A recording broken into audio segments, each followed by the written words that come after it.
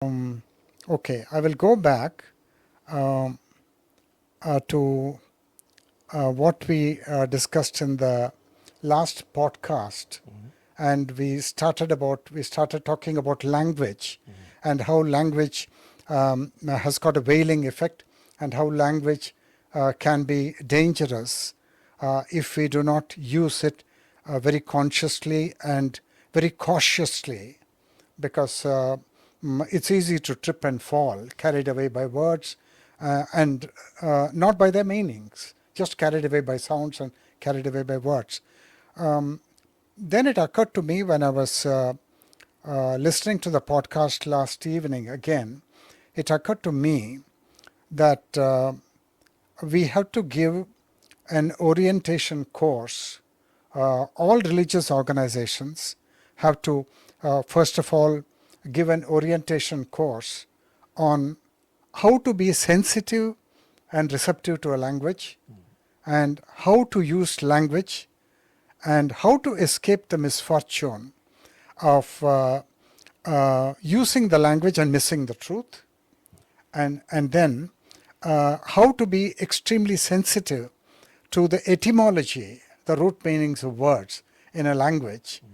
I think one has to give an introductory course to all people who wish to go deeper into any religion, be it Christianity, be it Zoroastrianism or Hinduism, because then I think there is an added sensitivity about the danger of the double-edged sword of the language. Mm-hmm.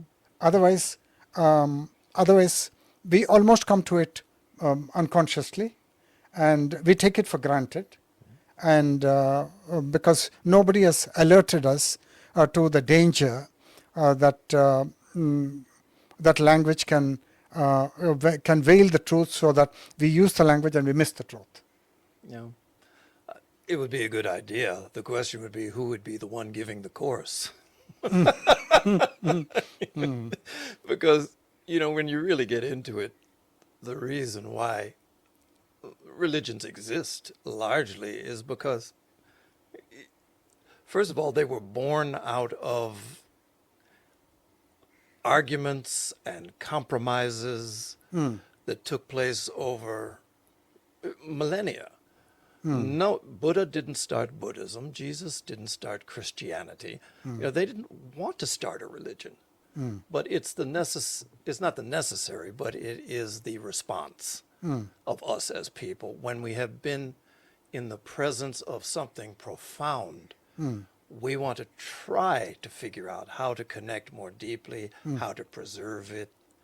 And it ends up being a whole lot of symbolic representations, language that, again, is argued over and compromised about, that gets presented to future generations.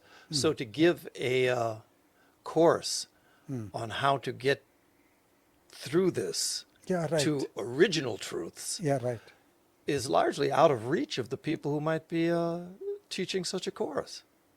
I mean, you can raise people's attention, be aware that whatever it is that you are hearing, you need to, Buddha did this, you need to question it.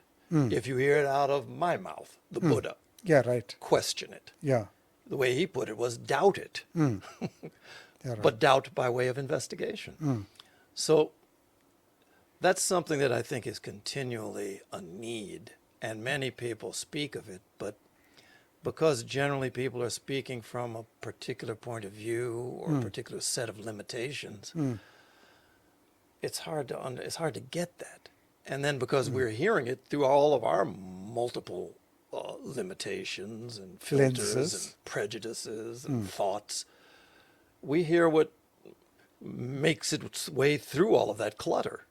And what we want to hear. And it ends up being what we want to hear. So, I mean, that's the difficulty. And to me, that's the thing that every great person who has come to try and give something has had to deal with consciously. I'm going to try. I've got language. I have symbols. I have an array of tools. we put many of them together and hope that somebody will get it. And sometimes a stage play, theater is also a medium. Music Music might be is a even more medium, direct. yes. Yeah. And sound is a medium. Yeah. And Silence is one of the silence mediums is, that of course, the people- ultimate, the greatest thing. Yeah. And but language silence is not does not carry any risk.